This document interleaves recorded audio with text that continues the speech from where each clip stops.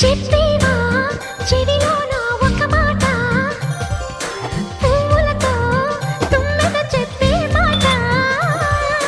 నీ చిరునవ్వు సాక్షిగా తాజ్ మహల్ నాదట, నీ పెదవంచు సాక్షిగా షాజహాను నేనట. నీ తీయని ప్రేమకి నా పెదవే నజరానా, నీ పైటకి నేనిక బానిసనే నెరజానా.